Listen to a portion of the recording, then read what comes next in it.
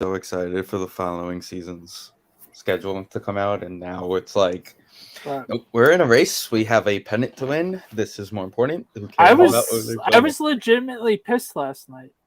Really? Yeah, I didn't care enough. We'll get into it in a little I bit. didn't get that pissed last night. We'll get into that. We'll get into it. We'll get into it.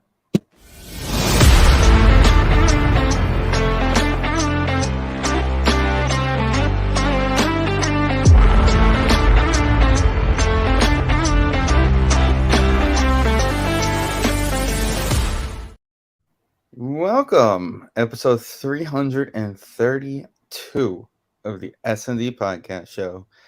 Boys are back, kind of catching up on the summer here before we get into our football swing.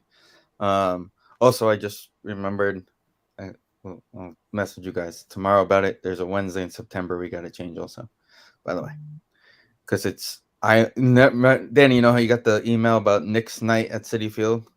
Yeah. They're doing Islanders night at Citi Field also in September. It's a Wednesday night. They're giving out a double bobblehead of Mr. Met and Sparky if you buy those special tickets. Oh my god! I sold 90% of my bobbleheads. I think I have 6 left. Oh my goodness!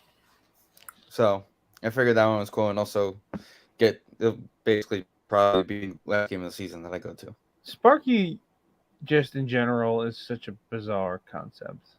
It really is. I'm kind of hoping 50th And anniversary. I gotta give him credit though for keeping it. Yeah. I'll give you that. All these years, especially Right. after the Dragons went away. Right. And like Sparky did go away for like a year. Like when they went to the Barclays, he wasn't there. He And was then- there, but like not there. He was Yeah. he was at certain games. And then they brought him. People giving them shit because they had the car and they thought that was Right. the mascot. The car was But it's also like it's a different costume. It wasn't they weren't being cheap. It's a different costume than the dragon was. They were Right. just trying to sell dragons tickets. It's just very bizarre. I recall, like Old Charlie B. if I recall, when they first introduced Sparky for the Islanders, he was still red. So everyone- you think it was the same costume? I think they were using the AFL costume when they first started, and they had it for a couple of games, That's and then like possible. the following year is when they finally introduced him as like Again. the official Islander mascot. Like they were trying to sell tickets because it was like the end of the season, so they had him at a bunch of games, and it drew kind of like a little crowd. I don't know. I'm thinking there was an interesting leak today out of Fanatics. It's nothing new. Retro reverse jerseys are going to be back this year, and the league's supposed to announce them after Labor Day for all the teams. Is what is the rumor. But they are going fisherman. That makes So I'm sense. kind of hoping Niles is making a comeback. Find that giant creepy guy's head. Oh god. Gotta dust that off. Yeah. I want Somebody's got to own it. costume. Someone has to own that somewhere. Oh yeah, somebody's got it. If someone has that 93 Patrick Division banner, then someone's gonna have that banner. The one they pulled out of the dumpster. Yeah. Yeah, it's actually not bad, and I'm probably gonna end up going with LaFaso, and you guys, of course, can come to this game too. $30 gets you in the building. $40 sitting left field. $50 down low. 60. September 14th. I don't know. I know I'm going like one of the last. It says the 28th. I'm going. I think. So we'll see. Yo, that looks like old school Mr. Met too, like The one that couldn't take his hat off. the creepy Mr. Met from like the 60s. Yeah, like the paper mache one that's in the Hall of Fame. That's what that one looks like. Speaking of the Mets, I was kind of just mentioning it like right before we click the 15 seconds. Like, it's crazy that they announced next year's baseball schedules. Like, what a difference! Like, when you're winning 77 games in a full season. yeah, How exciting that moment is when they release next year's schedule compared to, okay, we still have a month and a half left in the season. We're already at 77 wins. Are we getting to 78? I had a moment sort of like this, like I don't know, last week. I was thinking like, because Canna was struggling, and Tyler Naquin actually stinks. So I was like, okay, we need an outfielder next year. who's available. Completely forgot Judge was available. If they stunk, I would only be thinking about Judge being available. But I was like, nope. I just slipped. Okay. Last night's homer just landed, by the way. Yeah. Yeah, he It's definitely funny because, like, he made me remember. But I was just like, we make fun of that park a lot, but that home run goes out in every ball in every. Oh no, yeah. Well, again, anything other than right field, it's a legit park. Right. Like you get out of right center, it's everything else is right. Is We saw a couple balls go to the center field wall yesterday. That we were all like, wait a minute, did he just get that? I think Nimmo was one of the ones if I recall. Nimmo. Literally just missed. Right. And it's like 390 to the gap in left center. So it's like it's like a normal park. As far as you're gonna get. Right.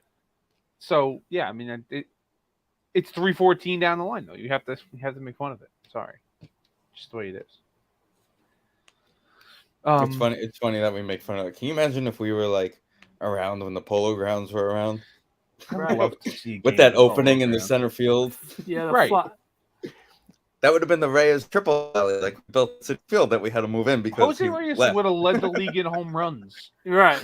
Not like in the whole league in home runs, but with inside the park home runs. Right. Polo Grounds. Would he have though? Because he would have been swinging for the fences down the line on every pitch and would have never hit the ball out because that's what he did at City Field when we built the ballpark for pitching and him to hit triples. I can't bring it up enough that we built the park for a person that we didn't even give an offer to. Right. I mean, fuck Bernie Madoff to all hell. Honestly. What was he there? Like 3 full seasons, I think it was. 4 maybe. Reyes? Yeah. At City? I think it was only 2 or 3. Maybe I forget. He either left in 11 or 12. I always get it confused. And then the savior Ruben Tejada was there. That's why we didn't sign him. Because it might be 11. It might be 2011 because it might be 2011. I think he won the batting title. I'll ask him on Saturday while he dances on the dugout. Okay, but speaking of him, this is just 2011 was his last year at Citi Field. Yeah, so he won the batting. 2009, 2010, 2011. So 3 full years at Citi Field. Because it opened in 2009. Right. So 3 full seasons at Citi Field. This is speaking of Reyes. His team is going to get smoked in Old Timers Day because so the teams are. I haven't. What are they doing? Because I was reading the thing, I was thinking about it today, right?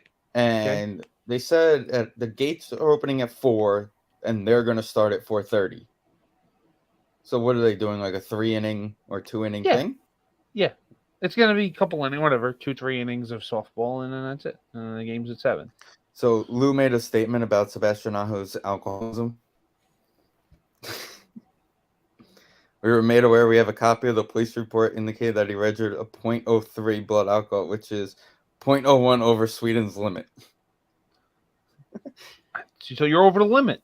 Take an Uber. Basically, you open a bottle and you take a sniff. You're over the limit. Is basically what. Sure, but you still did it. This could be like blessed inside, so we don't have to pay. The rosters of the Old Timers Day is just funny. Terry Collins' team is going to get killed though because he has. Doesn't it always? So I mean, unless Cespedes shows up out of nowhere in the middle of the game. I don't know what. It's just funny that they like. Okay, so they have it listed by position and everything. Josh Tolley is his only catcher. Willie Randolph gets Piazza and Todd Pratt. You have 6 catchers that are going to be there, and he only gets 1. It's just fun. There's only 3. There's only 3 of them going to be there. There's a whole list of players that are supposed to be there. Do they have Todd Hundley marked as left field? Tell me they have Todd Hundley marked as left field. He's not on either one of these rosters. I don't know what the hell they're doing, but whatever. Reyes is on Team Terry with Murph, Todd Zeal, Hojo, and Robin Ventura. That's their infield. That's quite an infield. I'm kind of upset that Doug Mankiewicz isn't going to be there. He's still. I would have asked if he remembered us, Danny. Yeah, he probably did it. He's too busy grounding in double plays. That guy grounded into more double plays than anybody I've ever seen in my life. We tried to do a roll call at Shea Stadium 3 rows behind the Met dugout. In 2005, this was. And the only person that heard us was Doug Mankiewicz, so so we just yelled at him for the entire game. He let him know you could hear him, and that's his fault. And Chris Benson had I think it was a no hitter through like 4 innings, and whoever they were playing, the Well, guy I don't remember all that, but I remember the guy like bunted down the line. I try to forget everything about Chris Benson to be completely honest. Where is Anna Benson going to throw out the first pitch at Alzheimer's Day? I don't know who's going to throw out the first shocked pitch. she's not in prison right now. Or all How of do them we should know? throw out the How do first you know pitch. where she is? I couldn't care less. So let's talk about the real important stuff. Unfortunately, they lost the 2 games to the Yankees. 2 good games.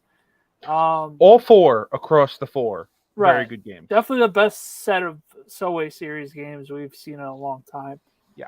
I just lost my mojo on these games. I just didn't even care winning or losing. Like the game we went to was exciting. Like if Lauren doesn't message me to say I'm getting a free ticket, I'm just coming home doing shit and it's background noise. It's just another baseball game to me at this point. No. It's more of the Mets just unfortunately need to win every night, and the circumstances of that triggering of damn, we're not winning tonight, on top of the annoyance of it being a Yankee game, on top of it was just the nice combination of 3. It annoyed me because of how many guys they left on base. Yes. It was like right. No. Yeah, that's really what I was pissed about last night. I wasn't pissed that we lost the Yankees. Yeah, it sucked that we lost the Yankees, but lose the Yankees. It was we left so many men on base, and then why Marte didn't call off Pete and all that other stuff. Yeah. And that really. Why is Joely Rodriguez on the team? Right, yeah, well, besides why didn't Lugo pitch the second inning? Yeah. He threw a lot of pitches in the first time. So why didn't you just go to Alavito, get it ready going? You're going to have a day off today. Well, right. So, there was a lot of question marks left undesired of last night. Why are you sending Beatty with 2 outs? Right. I thought that was a terrible send. In fairness, you didn't know Cabrera's arm. I'll give you that. I'm sorry. You don't really know, but still, it's 2 outs. Just hold them. It's right field in that stadium. We just talked about it. It's short. You're literally your best hitters up. And my one friend was trying to justify it, and I go, absolutely not.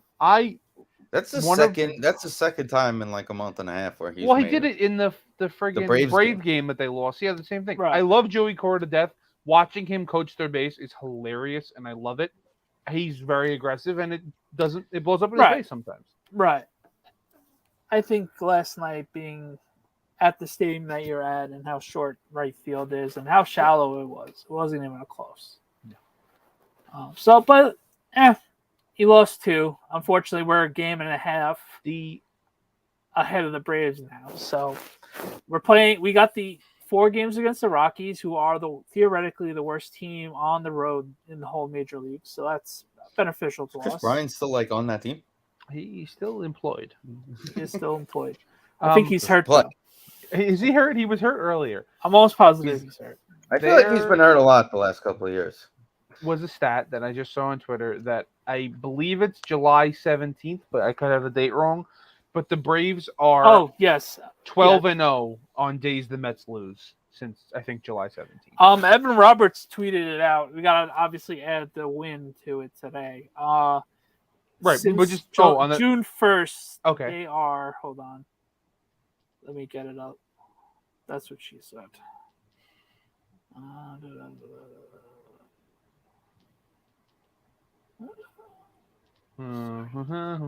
Sorry.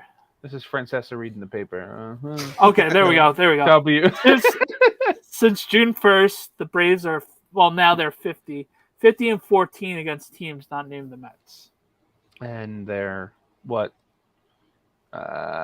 2, 4, 5, and 4 against the Mets, maybe. Yeah, 5 and. No, we have more wins than them. I thought. We should.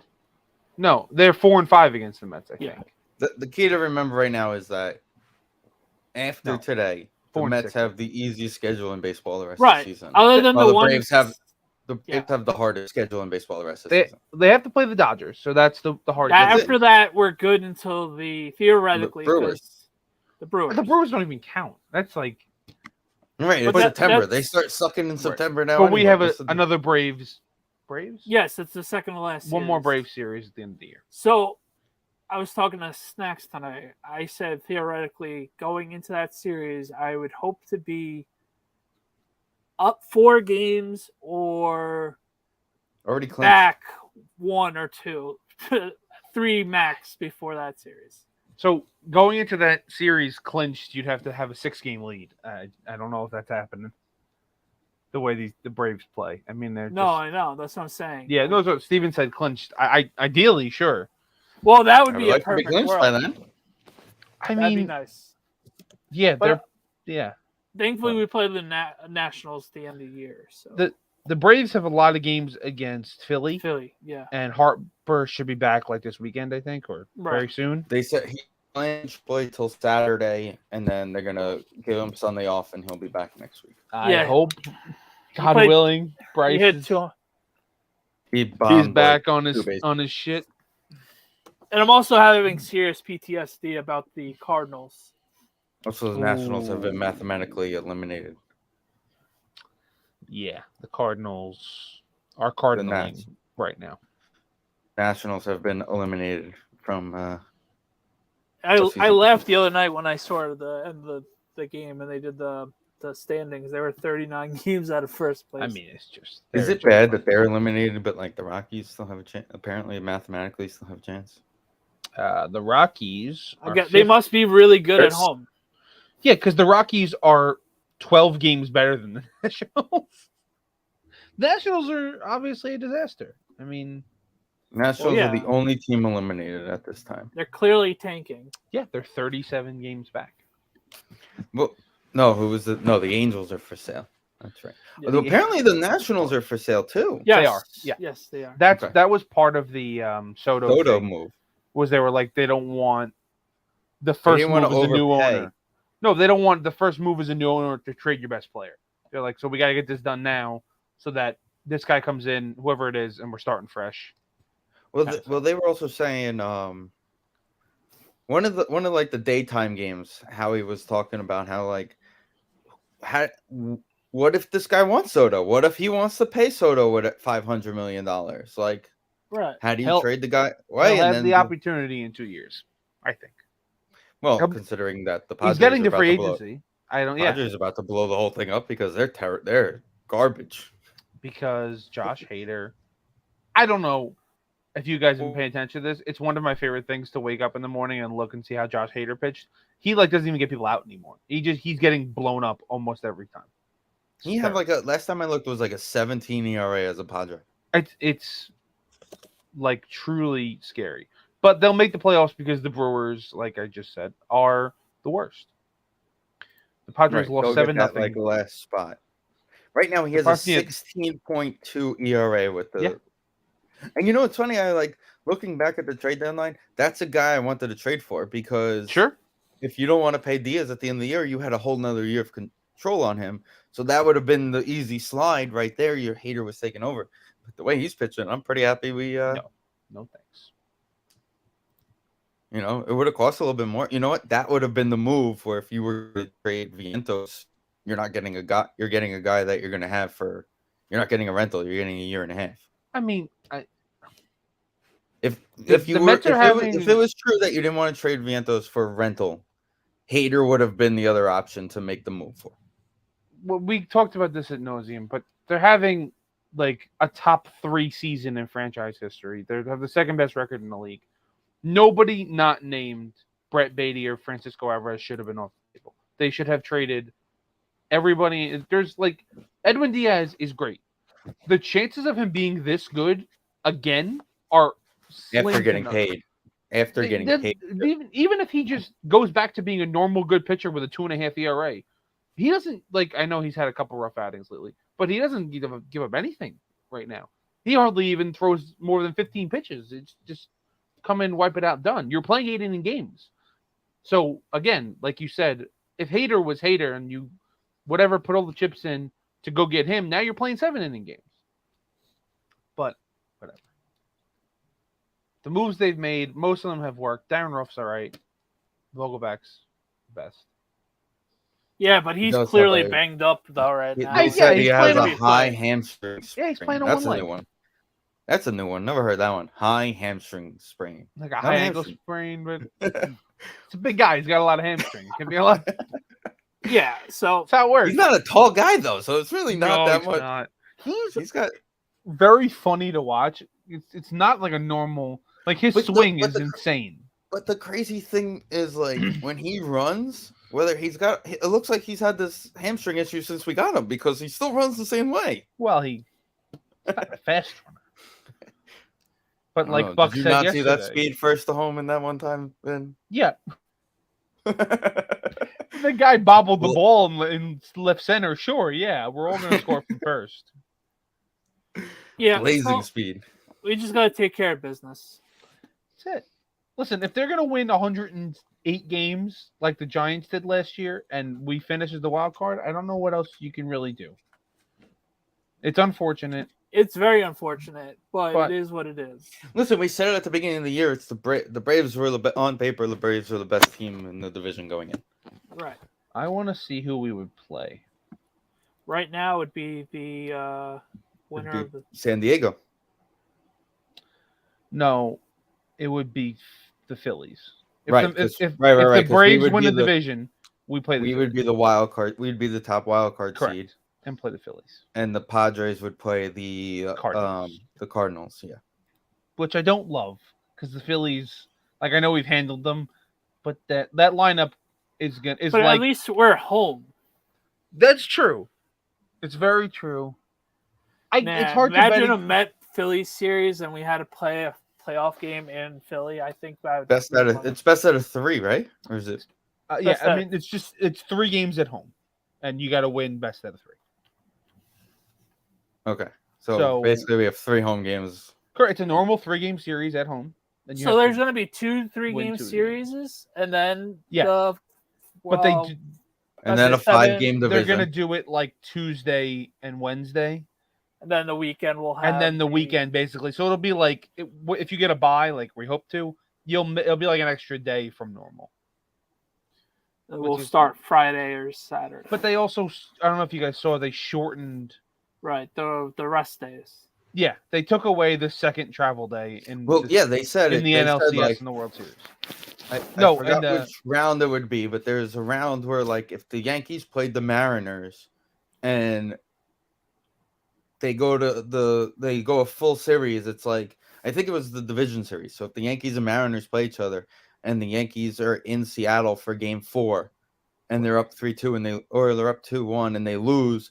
They're traveling that night back to the Bronx, both teams, and they're playing the next night to play Game 5. Yeah, the day off between Game 4 and 5 in the DS and between Games 5 and 6 in the CS are taken away. It's back. It's on the World Series, but the second travel day in the World Series, you want to give the teams a little bit that extra, especially to travel. It's a media thing, and correct. But yeah, there's no. So it's if you get to the NLCS, it's Game 1, Game 2, and then a day off, and then 4 straight games.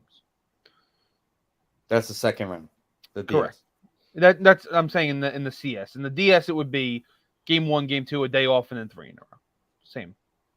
For the National League, it's not going to be that big of an. I mean, if you have to go to San Diego, it could be the same issue. Or LA. And LA, yeah, I guess. St. Louis is not the end of the world. Houston's not a terrible trip. If you're playing the Astros, that's not a terrible one. So it's ideally whoever's the wild card. Well, then you get into Seattle's really the only team that time a game and who's the 4 o'clock that's probably gonna happen because we're never gonna be the 4 o'clock game most likely. That's just New York wise. The Strong Green Double Pipe game was. It was. You're right. It was a 4 o'clock game. 100% correct. We played the Dodgers on a random weekday game at 4 o'clock. Yeah. I think they were pretty confident we were going to win. They didn't need to get a New York market in there. No, they just knew about the Strong Green. They knew how stupid the Dodgers were that they were going to send 2 guys home while Paulo Duca was holding the ball. I mean, where's that guy this weekend? What is he doing? Probably doing stuff for the Travelers. Yeah, he's persona non grata these days, I think. He's No, he's probably doing horse racing stuff at Saratoga. He might be. It's his time of year. I really don't want to play the Phillies in a playoff series. I'm really not looking forward to that. The one thing I will say again, like Mets and Yankees again. It's not like all right. I was talking to someone at work about it. Like the Islanders Rangers, they're a division rival. They play each other. They're playing for pride in their division. It's not like they're just playing for New York. They're playing for the division. The Giants, yes, they play every 4 years, and it actually gives a little bit more of a boost to it outside of the preseason game. When the one regular season game every couple of years, it's a little more pride. But the part that bothers me, it's like at this point, Mets and Yankees, it's just like it's a consistent. You know, it's happening every year. You know, it's always happening, and also, literally, it's 90% of the fans that care about the Mets and the Mets and Yankees playing each other don't watch 80% of the rest of the season.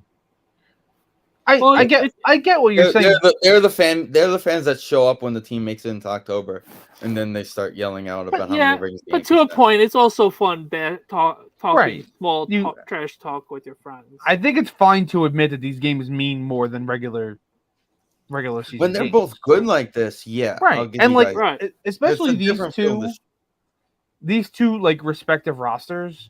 Like they had the issues last year in the Lindor game where they were yapping at each other and whatever. Right. I know Javi's gone and Stanton's injured, so like things are, it's not as whatever. But like the Scherzer Judge thing was pretty huge last time, like that battle, and Judge struck him out a bunch of times, and then now Judge came back and he had a home run both games. And the other reason why I think I was pretty bummed about this series was going into Monday, which is obviously a big mistake on my part. I should never get overconfident, and I did. Because I was expecting Jake. I was expecting Max and Jake. So I'm like, we got to sweep them type of thing. So I think that's part of the reason why I was pretty pissed. Sure. And moving Jake. Not pissed, but I was pretty bummed. So Vin and I kind of had this conversation today a little bit about the rotation now. And now you're actually setting up where you're getting Jake Walker, the Dodgers. You're getting Walker, Bassett, and Jake against the Dodgers. But he was going to pitch against. They have 4 games in between the 2 series. He was going to pitch against the Dodgers either way. Yeah, but now you're getting those 3 against the Dodgers. Now you don't have Peterson against the Dodgers. You don't have Trevor Williams filling in the game against the Dodgers. Again, it would have been the same. Like if you put Jake yesterday and Ty tomorrow, they're still pitching against the Dodgers, just in different games. It would have been the same pitchers. That's what people were saying. Like, lines up against the Dodgers. He would have pitched against the Dodgers either way. I'm not going to also lie. I'm getting a little tired. I love Jake, but I'm also getting tired of us babying him way too much. Well, they're actually, Danny, that you said that is an interesting point. It was an article, I think, I always get confused if it's Tim Britton or Tim Healy. Whatever one works for The Athletic, I think it's Tim Healy. Britton. It's Britton, okay. He had an article yesterday or 2 days ago about Scherzer, and something that I've talked a lot about, and like we've kind of been worried about is his arm. I heard how he talked about it last night. Right. So it was the Dodgers basically. I think it was 7 of his 11 starts after they traded for him were on his 6th day, so 5 days rest, which is obviously 1 extra day. And then he said that was a negative effect for him because his arm wasn't built up enough when they got, and then he had the arm discomfort and the fatigue in the postseason. So first of all, with Max especially, we have to make sure that doesn't happen. And like, I think these guys, as much as people like have been giving Jake shit about, he reports every little thing about his injuries, he has to do that. Like, he knows his body better than anybody. Of course. I'm not talking about that. I know. It's to the point of like, how much rehab do we have to get to for him to... I completely. At what point are we getting the 7th inning out of Jake? At what point are we getting him to that 90 pitches in a game? Agreed with you. After the Philly, he went 6 innings in Philly and threw like 75 pitches at home against Philly. And I was like, if he's not going to go 7 now, like we can't just stay at 75 pitches just because he's efficient every game. Like we can't. But they pushed him in Atlanta, the other day. He went. I think he threw 95 pitches, but then they gave up a run. So they did push him. Like they're starting to now. They're starting to, and then we pushed it back.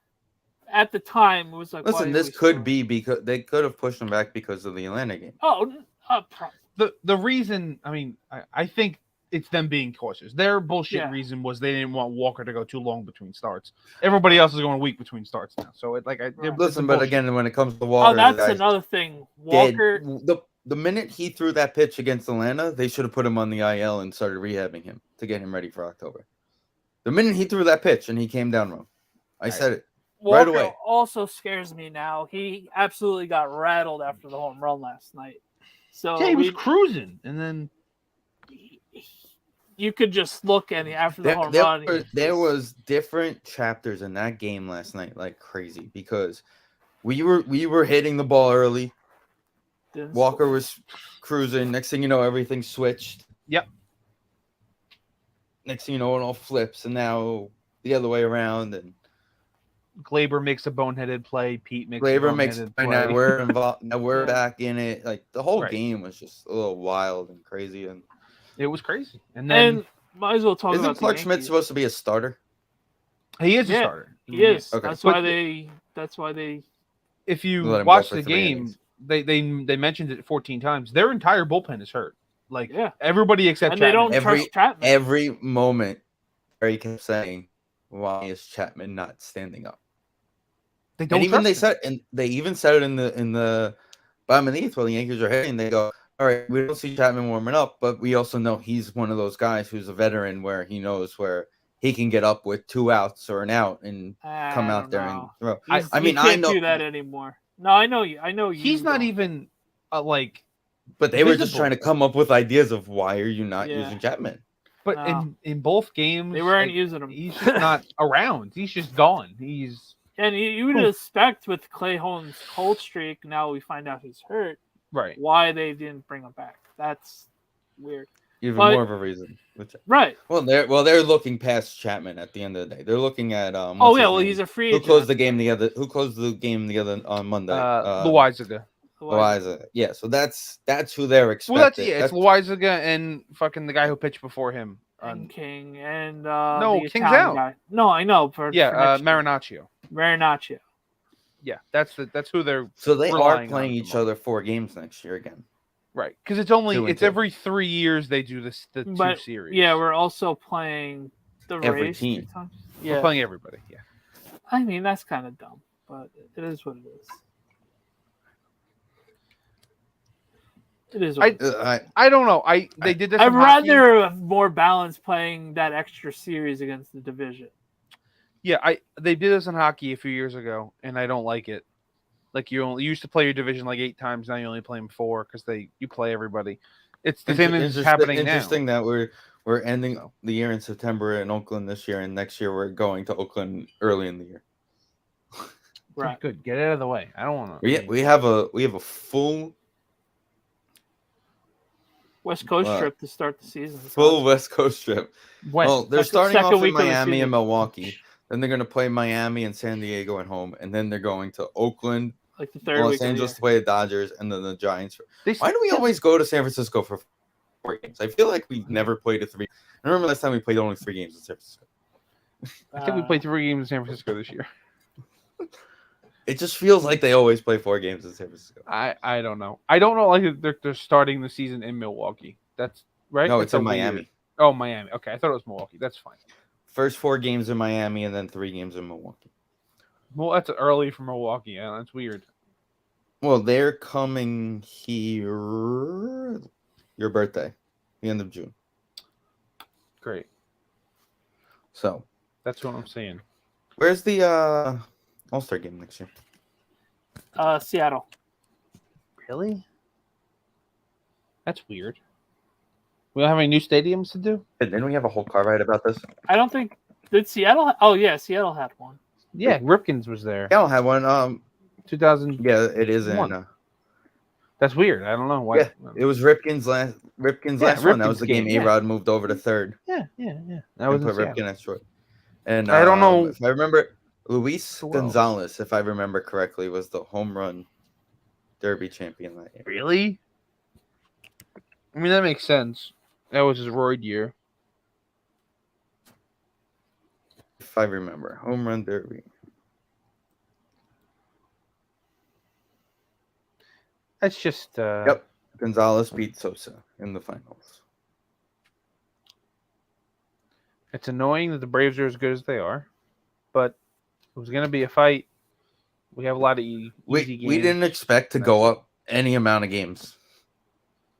If I remember correctly, we all took the Braves to win the division. We were expecting to at least fight for one of those 3 wild card spots this year and build on it. I should be confident in a series against the Phillies, but I feel like their offense is the offensive version of the Mets pitching staff, where it's like at any moment they could all get hot and nobody's beating them. So yeah, but the key is that I'm not worried. I'm really not. The key is that we're gonna have in a 3-game playoff series, we get Jake, Max, Bassett, where they get Wheeler and Nola. You go Wheeler, Nola, Jake, Max. That's a hell. At least we know Syndergaard will be scared to fit. He'll probably has to not be on the roster for the 3 games. 7 days rest. They had to give him 7 days rest. The son of a bitch. Yo. Honestly, knowing Noah, he'll be like, I'm a bullpen arm. Just call down and that's exactly what's going to happen. But when that happened, Jerry Blevins was defending him on Twitter. Like, you guys saw what happened in 2015, blah, blah, blah. I'm like, that's our point. Like, where's that guy? Where's 60 feet 6 inches guy? Where's the guy who started game 3 by throwing it at the Royals? Where's the guy that threw Alcides Escobar? Because he needs to go throw at Brendan Nimmo. This is what's happening here. Excuse me, can we not have anybody else throw at Brendan Nimmo? Everybody else seems to throw at Brendan Nimmo. Mark Canha's going to get drilled in the head, too. Because they can't handle bat flips.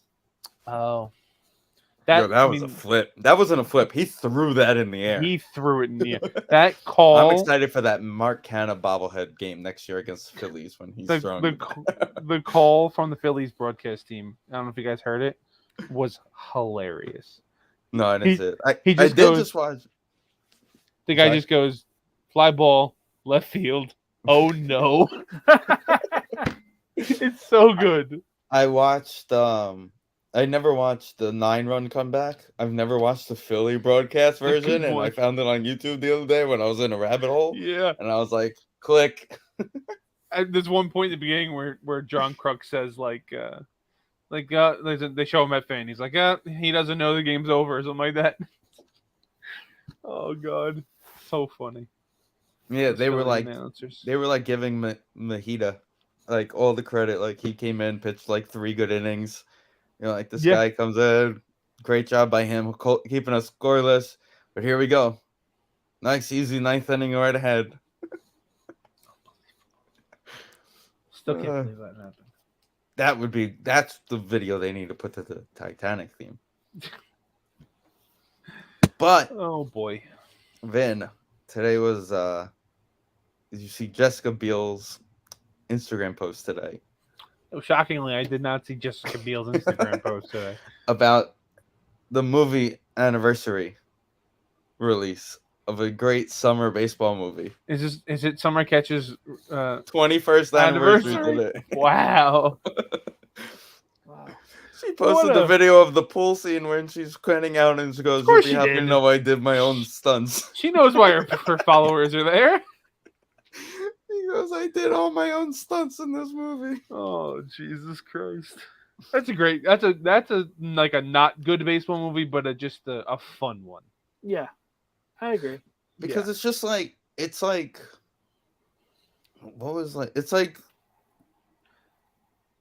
it tried to be like Major League and it didn't really work, but it's fun.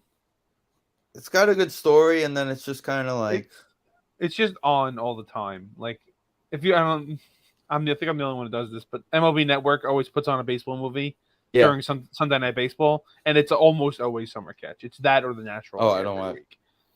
So I'll pop it on every once in a while because who cares about Sunday Night Baseball,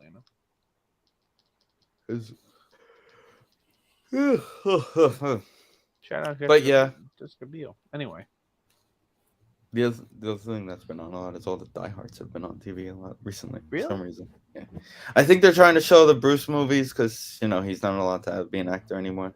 He's on the way out, I think.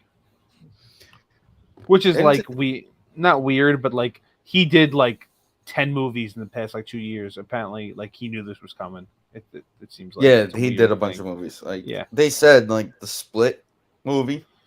Yeah, that one with the personality. That was actually pretty good, though.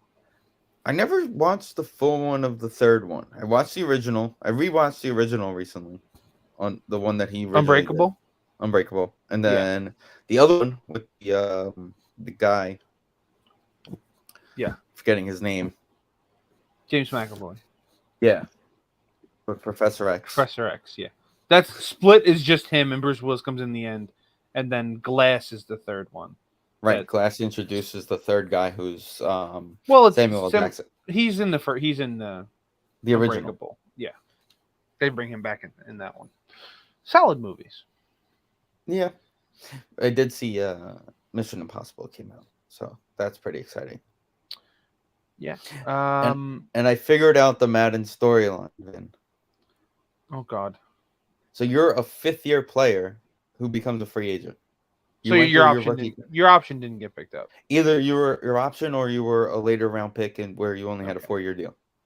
And you basically got to pick your team. They're basically going to make you the starter on your team in whatever position you play. And then you just have to dominate for the year to earn another contract. And there's a bunch of things to do in between and like workouts. But it's cool because they give you it's linebacker, cornerback, quarterback, wide out, halfback. At least they have it set for other positions, because when it was just quarterback, it's kind of, I mean, everybody wants to be a quarterback again. Yeah, but Jason Street was your friend, and when you were just quarterback. That was like 3 years ago now. Speaking of football, the Giants won a game. Not that it matters if they win or not, but they did win. Yeah, 2 games. First 2 games. How we're 2-0. How is our lovely first round pick? Is he alive? Yeah. Not playing until opening day, but he's alive. He might not. Yeah, hopefully week 2. Let him play week 3, 5 at this point. Who cares? Yeah. Just send him straight to London. Just send him straight to London. Correct. Let him rehab over there, and see you in London. We'll meet you there, buddy. That wasn't ideal. It wasn't. But what are I mean? I will say this. Neither are you. One thing I saw that they came back with. So I wasn't. Danny, you didn't go on Sunday, right? Okay. So one thing I did see they brought back was individual player intros. Yeah, they did defense. Wes was telling me. So they used to do the full team. Question for you. Wes asked me a question, and I'm like, I don't remember because they don't score much. Do they usually play Biggie after New York Groove? What? Apparently they were playing Biggie Smalls after New York Groove. So usually, like early on, like one of like the earlier, there's every time they score a touchdown, they play back in New York Groove, and then when they come out for the kickoff, there's another song that usually plays to kind of get the defense. Yeah, I didn't remember. And sometimes it's Biggie. Yeah. House of Pain. Yeah. House of Pain is one of the big ones. Like they get a big touchdown late in the game. It's usually House of Pain. Right.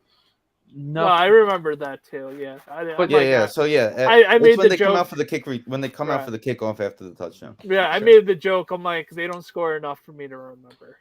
Yeah, which is half true. That's. I mean, I'll always remember House of Pain because they did it in the wild card game, and it was literally 80,000 people jumping. Right. Exactly. Sorry, it was like 79,995 because of the 4 Falcon fans that were crying. Yeah, and it was also after JPP getting hurt.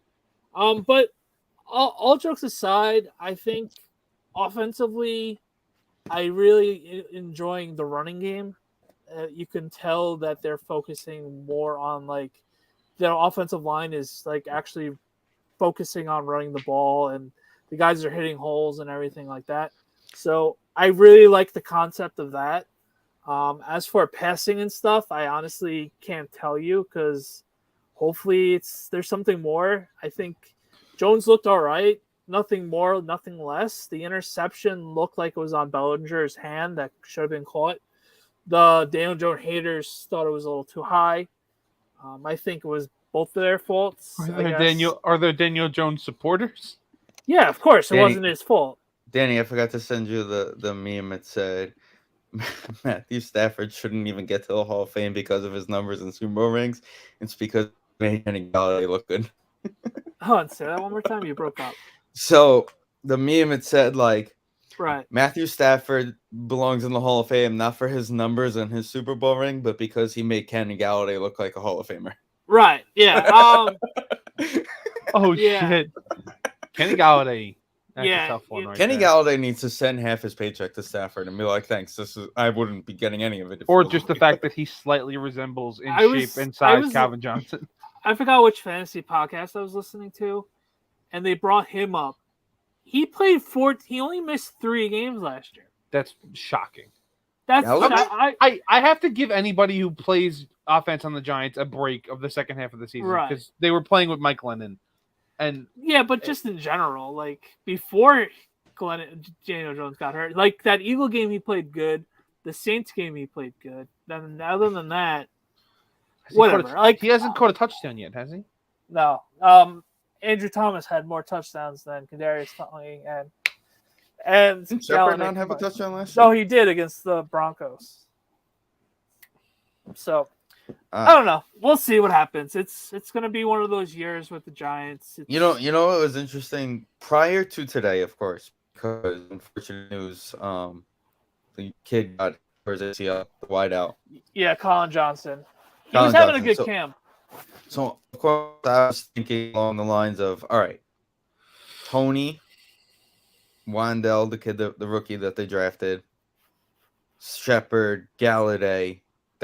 There's your 4, ideally, in a perfect world, where your cuts, and of course I started thinking cap wise also. So of course naturally I looked at the biggest contract, which is Slayton was another one. I didn't even think about Slayton. He's another one. Galladay cut at this point is $21 million. No, yeah, I thought it was 34. If that it's 34 with dead. No, 21 with the dead. I just looked it up. Oh, okay. All right, well, Yeah, 21 dead. Shepard goes from 6 to 4 if they release. I mean, they just took him off the PUP, and that's the thing. most reliable. Really to like, Daniel Jones. hey, congratulations, you're healthy. Here, go get lost. They're not cutting Shepard. He means too much to the team. He's got an option at the end of the year. If anybody's getting cut, though, you're only getting $58,000 against the cap. But they wouldn't have taken him out of. They wouldn't have taken him out of PUP. Right. If they were gonna. They would have just cut him in general. Right. They would have cut him with the injury designation and not. It's so funny that he's the longest tenured Giant. Slayton's like a $500,000 cap hit if they cut him. Yeah. That I would honestly, you're probably not going to get much, but I would hope the Giants are looking around, get like another corner for him or something like that. Get a compensation pick. I'll take him. Take a 5th rounder, and that could turn into a 4 if he puts up certain numbers. The frustrating thing with him is he's good enough for whatever reason he's stuck in our depth chart, and then he could easily be starting wide receiver 1 in 2 weeks because everybody's injury history. So I don't know. He's better than Sammy Watkins. Yeah. Is he though? I think so. Listen, his boy. I don't have a lot of faith in Sammy Watkins. I don't know if you know. Aaron was kind of excited the other day on Instagram. It was his boy Randall's birthday. It's Cobb's birthday, yeah. Listen, I love Randall Cobb. I've always loved Randall Cobb. He'll be hurt not at the age of 50 years old. He'll be hurt by week 6. When he's on the field, it's fine. He'll be hurt by week 6. I think they should let Cobb do Lazard is gonna be huge this year. Lazard's a fantasy move if anybody. Yeah, honestly, I'm not. I didn't want to say it out loud, but like. Oh, I'm looking at him too. Yeah, we're all looking at him. I mocked him the other day. But I'm looking at him as like a later pick. Like he's mid rounds. He's going like 7 or 8. Yeah. 7 to 12 was where I was looking. You're not getting him in 12. He's going I'm not gonna get him, but like if he's 8, still there around like the 10, that's. I could promise you, if you're paying attention, there's no shot he's there. He's definitely. I don't have a 10 anyway, so it wouldn't matter at the 10. Pittman Jr. is my 10. Yeah, in general, there's no way. But because everybody's thinking he's gonna have Rodgers trusts him the most. He does. He trusts Randall Cobb the most. That's why he's. Well, that's technically true. But it's between. That's why Jordy's gonna show up soon and be like, "Hey, I'm back." And didn't he boost up the ego of the rookie wide receiver too? No, see. Okay. The rookie, the second round. I know, because the second round pick they drafted just came off the PUP list like this week, so he's hardly even done anything. So he ain't doing shit until December. Pretty much. The fourth round pick that they drafted, Romeo Dobbs is his name. He's been the talk of camp. Yeah, that Dobbs is the guy. Right. He's making all the plays. 2 weeks ago, Rodgers was like, "I need more from all of them. Like I pulled them all in a room because they all drop balls or whatever." They had a thing with the Saints, combined practice. Oh yeah, the Giants play the Jets this and none of them could catch the ball. So, and it was more honestly like defending Love. This has been his thing the whole offseason. He's defending Love. He's helping them trade him. I don't know what he's doing. But he's been defending Love the whole time. Listen, this has been the best he's ever seen him.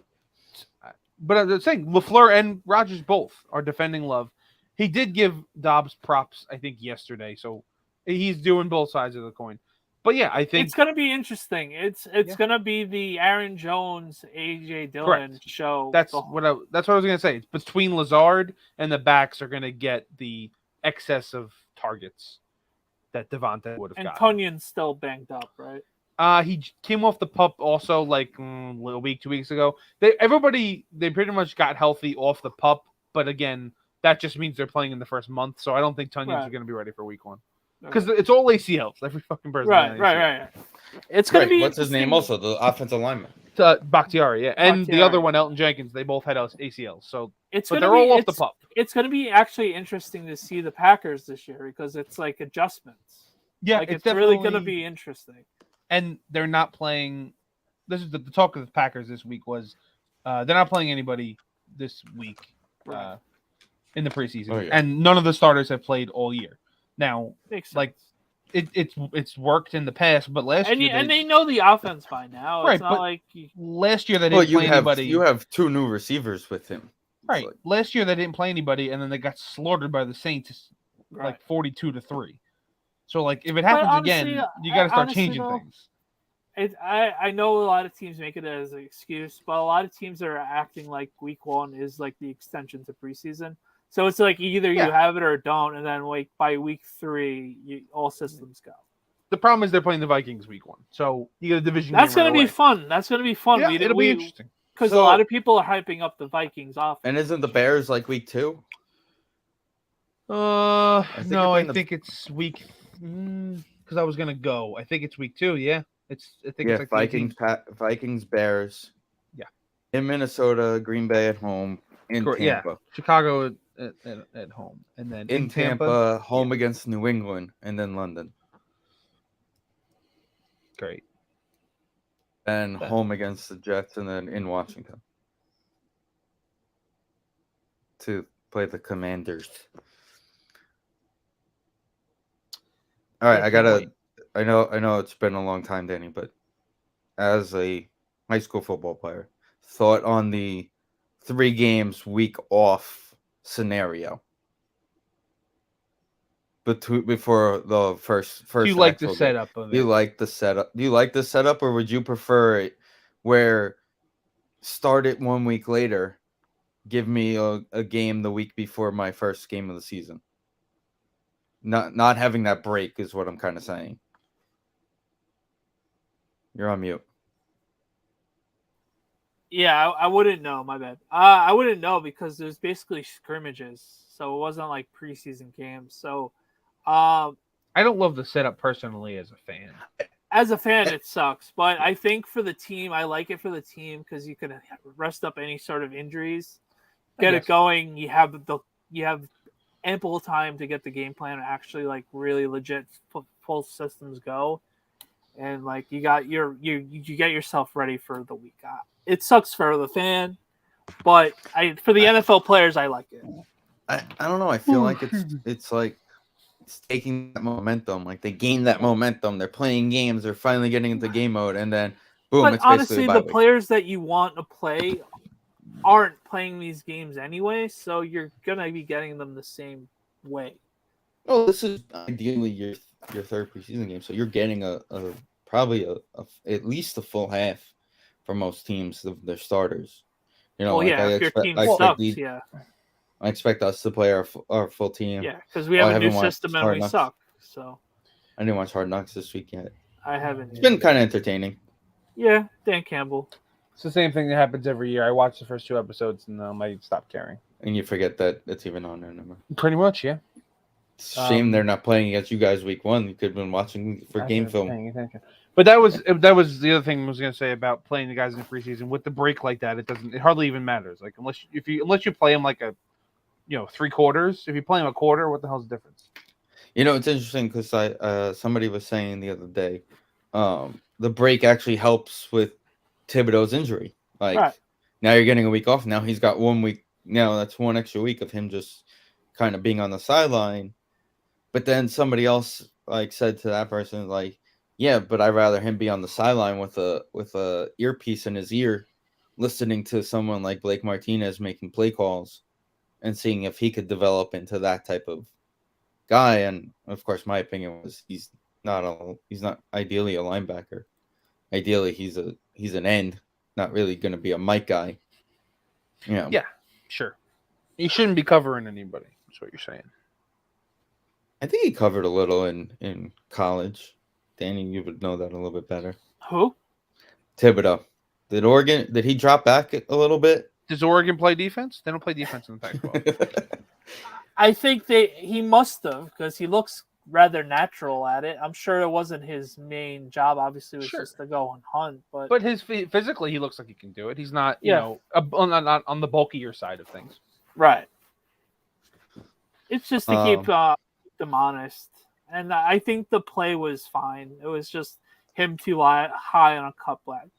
Yeah, the guy went low too on the block. So, but he turned into it. He was way too high, and he didn't give himself enough. Grace period of shielding it. Kind of. It's poor technique on his part, and he'll hopefully learn from it. Yeah, like I mentioned in the group, hopefully this is the last time he'll be that high, and he'll know what to be doing in 3 weeks when they do it again. So it's part of the game. I know people were going nuts, obviously, rightly so. But once I saw him, once I got the alert. I wouldn't even have known if I didn't get the alert. Yeah, people don't like offensive lineman cut blocking though. In general. Right. I was fine the second he was on the sideline dapping it up and laughing and giggling, saying he was fine, and then they're like, "All right, you got to leave the field." Yeah, go away. So. At first, it was scary because the way he was grabbing his knee was like, all right, he's right. When you see him on the ground, he's grabbing his knee. You start being, oh God, we'll see you next August. And then him walking off was always the good thing. But then again, in fairness, I'll never forget Terrell Thomas running off the field. Right. And then literally 10 minutes later, he tore his ACL. The dude just ran off the field right, like he was going in for time. I was actually really bummed about Beavers too, the 6th round pick, who was again another guy they kind of like that second linebacker, and he's out for the year, which is unfortunate. What's up with Blake? Blake's Blake. He seems to be ready. They haven't been pushing him in games, so. But he's not on the pup or anything. No, he was never on the pup. Okay, good. I didn't even realize shut up, my guy Blake. The other day. Yeah, it was mostly IR moves. Yeah. And today they cut a tight end, and they picked up 2 wide receivers and a corner. Once the rosters are due, it's next week, right? Next Tuesday, I want to say. Yeah. That's why mostly everybody's playing on Sunday. Down to 53 on August 30th. So Tuesday. Yeah. To me, when I saw they were cuts, I automatically went to the Buffalo list. Because that's the first team you got to look at who gets cut, because they're going to look to, hey, is there a linebacker that knows our system now that we have a linebacker down that gets cut? Well, you also got to focus that on as the Ravens as well, which they did. Okay. Yeah. Oh, yeah, that's right. The defense coordinator. See, I looked at, we were talking about wide receiver. Tavon Austin got cut by the Bills. That's your ideal. Still playing? Yeah, I said the same thing. My guy. Honestly, if you told me he's gonna be the Giants brought him in for league minimum, and he's gonna be my kick returner, punt returner, okay, that's you've already upgraded that position from CJ Board. Yeah, he broke his ribs. He hurt his ribs the other night, so I So highly he's already doubt. gone anyway. Yeah, that really opens up room for Bachman and Stills. Do anything? Tavon Austin was a Packer for a hot minute. He didn't do anything with Tavon Dallas. Austin destroyed the New York Giants as a Cowboy. He did? I remember that. I think you're thinking of Miles Austin. Remember that guy? Yeah. That guy. Monmouth. Talk about a guy who got paid and then decided not to play anymore. Yeah, he played 4 games for the Packers, and 5 catches for 20 yards in the first down. Good job. In 2008, he played 7 games. 2018, he played 7 games with the Packers, with the Cowboys. He had 8 receptions for 140 yards. And I guarantee you one of them was a huge game because we decided not to defend him in Dallas. That was the game I was at. A lot, but that was the game I was at. He's not a tight end, so it doesn't happen that much. Right. The speed guy down the block. I mean, the fast guy, we decided not to defend him, Right, but also you decided not to defend any tight end in Dallas for he had 2 targets, years. 2 receptions for 79 yards and a touchdown. Pretty good. Against us in the first game. And then he played the second game and we actually stopped him. It's not that hard to stop him. He only runs 1 route. So Tavon, run straight. Yeah, that's your job. Pretty good at it. By the way, big problem with Madden. They have the punter, the giant punter, the long-haired guy, whatever his name is. He wears number 10 in Madden. Whoops. Why is it a problem? That's Eli's number. Eli. You were there, Vin. Yeah, because I only get invited to these things. It's the only games I go to. Who are they retiring? We're doing the Ring of Honor game against Dallas. Don't worry. We're not honoring anybody against the Lions. They're gonna just show up. Bring her. Maybe they'll bring Herman Moore back to be the water boy like they did that one time. They're just gonna show. It's Corey Webster Day against the Detroit Lions. Great, thanks. Appreciate it. That was pretty funny. I wouldn't put it past them. Wow, I just did a quick through on this cut roster thing, and I saw the name Dillon in Cleveland, and I thought it was Corey Dillon getting cut back. No, not yet. Eric Dillon was cut by the. I want to sign. I'm sorry, Eric Dillon. I apologize. This is the guy you need to sign, Vin. Eric Dillon. Puka Williams. Puka Williams. That's one of those big Hawaiian nose tackles, isn't it? No, he's a wide receiver. Really? That sounds like a Haloti Ngata type. New Orleans. Puka Williams is friends with the Haloti Ngata. 5'9", 175. No thanks. From New Orleans, wide receiver. That'll be a step up from all the other guys you have. Sammy Watkins is always good week 1. That's what I'm told. So I'm looking forward to that. After that, who knows? We'll see what happens. Listen, when we're sitting here crying, even though we're ready for you to destroy us, because Sammy Watkins goes off for 200 receiving yards and 3 touchdowns against the Giants in London. I'm picking him up for that game. Just for that game. Yeah, just for that game. Picking him up. Him and Cobb are going to be your that week.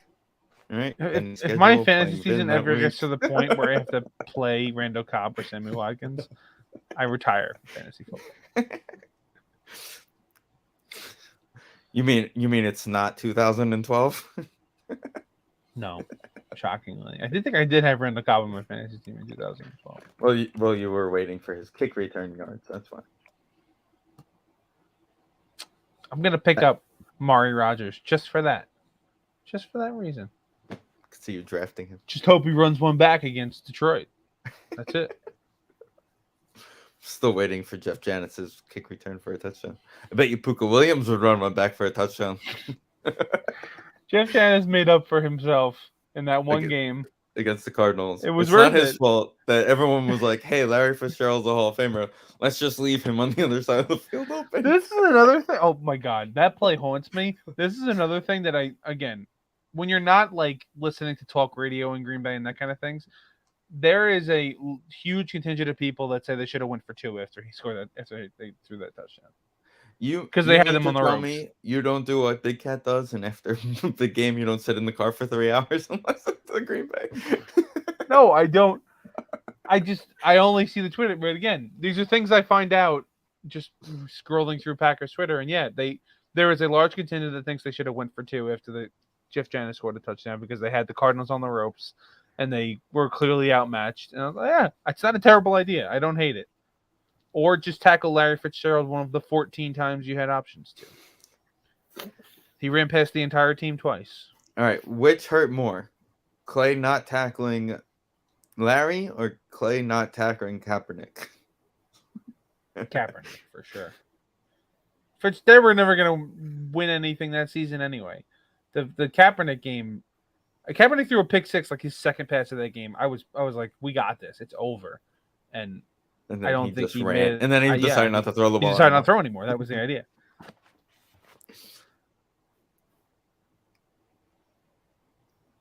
Nothing will ever haunt me more than the Seahawks game, though. So you and Aaron Rodgers have something. You and Rodgers still says it, and it's funny how he calls out the plays too. He's like, the onside kick goes their way, and I'm just like, yep, that guy just doesn't jump in front of fucking Jordy Nelson. Packers win the game. Your most sure-handed player. The ball's coming right to him. Nope. Russell Wilson on a 2-point conversion literally throws a Hail Mary from the 3-yard line. Somehow we let them catch it. The most obvious fake field goal in the history of fake field goals. Nope, nobody knows. Listen, that one, in all fairness, like, it's hard to just prepare for a fake field goal. I'll give you that. No, that's bullshit. That is. You could prepare, but like, you don't think it's coming in the second quarter of a game. You always have to be ready. That's nonsense because one bad snap, the holder's calling fire and all hell breaks loose. So. The worst one, and it's the one that annoys me, is Russell Wilson threw his 4th interception of the game, and Julius Peppers told Morgan Burnett to go down because still at the game. Rodgers brought that one up too. That's the worst one because he would have returned it maybe for a touchdown, at least in the field goal range, and the game would have been over. Right, because you could have kicked the field goal and then. Yeah, that was right before.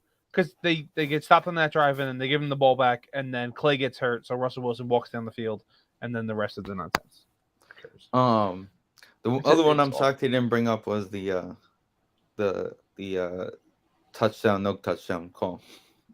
He doesn't bring that. Yeah, you're right. He didn't bring that up. I feel like he doesn't care enough about that one because that was the fake refs. Week 3. It was and that was the fake refs. You can't really. It got the real refs back though. That's what it was. Right, it literally forced the league. Yeah, they were like, "We're done with this. We're getting the real refs back. Here's all the money you want. Here's the blank check. You take what you want. Whatever you want, you win." And it worked. Unbelievable. My all-time Rodgers moment is when he beat the Lions, and you see Big Cat in the Lions. When Cat tells him how he literally killed the guy. I don't know if you ever watched Barstool's video of that. That guy. Yeah. The line guy died. Is hysterical. But yeah, they're like, no, we got this. And Big Cat's like, do you know who that guy is? And he's in like Ultimate Warrior gear. Yeah. With shoulder pads with him. Danny, we're sitting in Green Turtle in East Meadow watching this game. And I remember, all right, ball's about to go in there. I'm getting to leave. They want us to get the hell out of that place because they're closing. Yeah, because it's a Thursday night and it's fucking midnight. And Ben's just sitting there and he's like, all right, we got this. And then the flag comes out and he's like, oh my God. There was so many. I mean, the face mask that wasn't really a face mask. They had a player in that game where they fumbled the ball into the end zone and recovered forward into the end zone and scored on it. Like it just the other craziest one, non-playoffs, was the week 1 when he got killed by the Bears and the Bears choked that lead.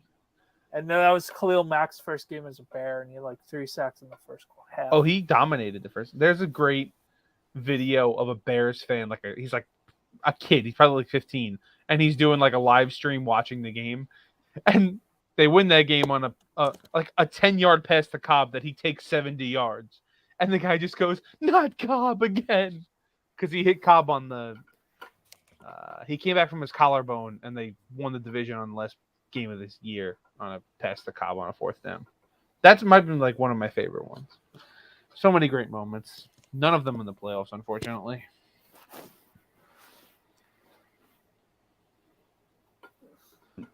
I don't know if that Well, that one, I mean, yeah.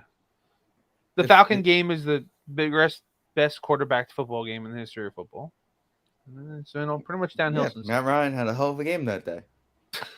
No, I meant the Packers beating the Falcons in 2010, absolutely dismantling them. I thought you meant the one that we're sitting on the couch with the GoPro facing him. He was like, Matt Ryan was throwing. It's 3 minutes into the first quarter, or you can shut this off. Matt Ryan was throwing against plumbers that day. Like none of the defensive backs that were on that field that day are still in the league. Maybe Micah Hyde might have been on that team, but that's about it. Is he still in Bill? He is. He's an All-Pro, actually.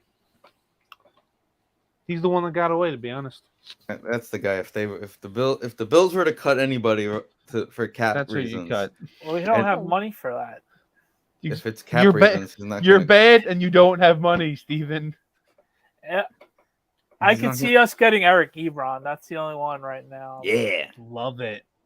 Yeah, because it's only Bellinger. Detroit Lion great. It's Bellinger and Chris Myrick as our tight end. Bellinger's the rookie, right? Yeah. Listen, Myrick was the savior last year. Where'd Homeboy go? You have to be more specific. Ingram? Jacksonville. Yeah. Jacksonville. Okay. Good. He's the Jacksonville stud. Hang out with Christian Kirk and Lawrence. That'll be a good time. Yeah. It was funny. His first drop was an interception at practice. And we're like, well, welcome. Welcome to our pain, Jacksonville. I've never seen a meaner thing happen than when the Giant fans cheered him running off the field. He deserved it. He did that day, but it was still incredibly mean. Danny, did you watch the Untold yet? The Tejo? Oh, no, I got to watch that. I haven't. Tejo, yeah. I lived it, so I... Okay. No, because I literally just clicked onto Netflix and I saw they actually just released another one about the rise and fall of And One. Oh. Yeah, that's they had their Untold series. They have a bunch of them. They did the I've been meaning to watch it. I just haven't gotten to it yet. I was at the shore this weekend, so I didn't really have time. Like it. I've heard it's very good. Yeah, I've watched a couple of these. I watched the. Yeah, I got to see the Woodstock '99 one. Yeah, I heard that. I heard the Miz is in that. Yeah, he found himself and clipped it. Of course, that was kind of intriguing. Well, I don't know if he personally did. I don't like Miz, to be honest. Yeah, he's good at what he does. Yeah, he's a pain in the ass. Exactly. He's gotten annoying at this point. Yeah, but that's why he's good. That he's doing what he's good at. Apparently, he's a nice guy, though. My sister and brother-in-law met him. Apparently, he's a very nice guy. He seems like in real life, he would be a cool person to hang out with. Sure. Yeah. I will tell you this, though. I've been intrigued more by wrestling now that Triple H is writing. Right. And it's definitely a lot better. It makes such a difference. All the guys that should never be put over are now getting pushed to the bottom. Speaking of guys being put over, is MJF dead, or is he just not coming back until his contract's up? Oh, he's coming back. They don't. They said he may just pop up at AEW. Has he done for another anything event since that day? Promo, no. Okay. People were joking that apparently that promo was part work, part not work. Sure, it was similar to when they let Punk do it also, but apparently MJF's been doing a movie. It's something they were saying. Moxley CM Punk, that's tonight, so kind of want to watch that. Apparently, that promo last week was good too, because apparently Punk's not happy again. What a shock! Oh, shocking. He's never happy. But AEW did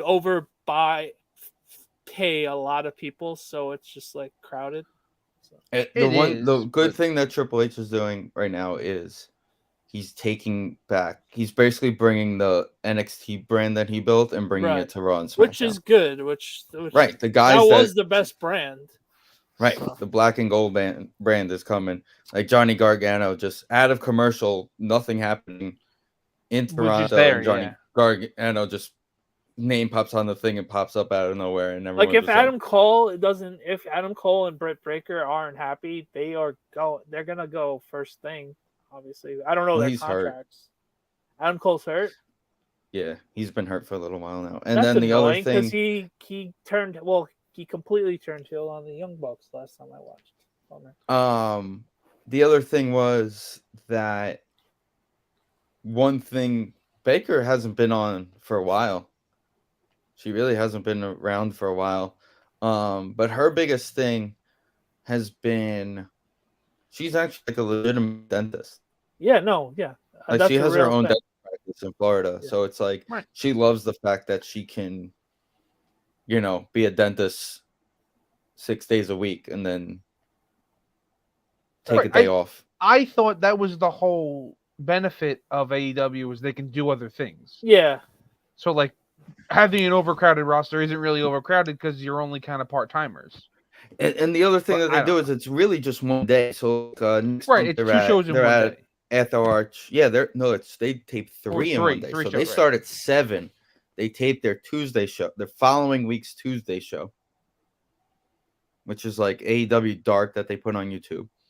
Then for Wednesday they go live 8 to 10. And then after that, from 10 to 11, they're recording Rampage for Fridays. Rampage is the other one. Whatever. I don't know. I but don't yeah, watch. there's a lot of guys I'm just curious. They just overbooked way too quickly. That's what it came down to. They just like, this guy contract's out from AEW, let's get him. And like a lot of them just wanted time off. They could have just. But I also see that, now that Nick Khan's officially fully writing for WWE and basically the new Vince of WWE in the boardroom, it does make sense for him and his brother to just kind of be like, hey. But there are. Could they mesh? I mean, maybe. I don't know. But I would assume Punk would leave at that point. I feel like they could do some sort of open door. He hates Triple H more than anybody. Triple H is like number one. The biggest promo was it wasn't Triple H and Punk. It was Paul whatever CM Punk's real name is. Whatever. I know Paul he hates. Phil. Yeah, Phil. That's Paul. Levesque. It's something French, right? Levesque. Yeah, sure. Let's go with that. No, it is. Anyway, let's wrap it up. Yeah. Yeah. Look, Tony LaRusso's calling somebody to ask him what to do. I was still so wild last week. Adam Angle's like the fastest player in the league, like top 5. And you forgot to put so and so in. Adam Angle. Like put him in. He's one of the fastest guys in the league, and he just forgot. Okay, great, perfect. Fucking Tony I think it's time to take that guy out of the realms of. He should have never been hired in the first place last year. Remember, Vin? We were like, no, what are we doing? Yeah, you mean before or after the DUI? I think it was after the DUI, but you have like the brightest, youngest team in the league, and 85-year-olds. Throw him in. What are we doing here? Tony La Russa can't talk to Eloy Jimenez. Anyway. Listen, maybe he slipped something in their drinks, like he did with McGuire and Canseco. Wait, okay, before we go, did you guys hear what Yachty did? No, what do you got? Yes, Yachty owns a basketball team in Puerto Rico, and he left for the weekend, missed games to go because they were playing for the championship. And they won, and he's just celebrating. And I'm like, this is supposed to be your last dance. You and your buddies are retiring, and you're just bailing to go watch a basketball game in Puerto Rico? What are we doing here? That's such a Yachty thing. Pool's going to hit 700. Wainwright's still a great pitcher, and you're like, okay, we're going. Nope, we're going to watch. There is nothing I want more, besides the Mets making the playoffs, more than Pujols to get to 700. I would love. There is nothing more I want. I was like, what does he need? Like 6, 7? I think he needs 7. He's at 693. He's in distance of A-Rod right now. He's at 693, I think. But it was just like the other day, I saw like he had hit like 4 in a week. I'm like, but he only plays. He had like lefties. 7 in 2 weeks. Yeah, I'm like, how many lefties are they facing? Then he's just hitting these home runs every goddamn day. Well, he also had to play. I think it was a 2 or 3 game series in Toronto. He had to play every day because like Goldschmidt couldn't travel to Toronto because of his vaccination. He's not vaccinated. Like they had a bunch of guys that couldn't travel. Yeah, him and Arenado aren't. Oh, both of them. You're right. I do remember that. So he had to play in those games no matter who was on the mound. Yes. And I know he went like crazy, homered like three at bats. Good for him. I'd love for him to hit. I would love to see Pujols to get to 700. Love it. I would love to watch them. All 3 of them get swept in the postseason, but Pujols gets to 700 first. Get it out of here. Go Padres. Let the Padres sweep them in the postseason. Yeah. Let the Padres feel like they're good. Right, and then we'll play them. Anyway, make sure none of our guys get ringworms. Also, we will see everyone on. Well, I'll see you guys on Sunday. We will see each other on Sunday for our fantasy football draft. Can't wait. We will see everybody 2 weeks from tonight. I think it's the 7th. Yep, 7th. I just pulled it up. September 7th for our football preview show. So we will talk to everybody then.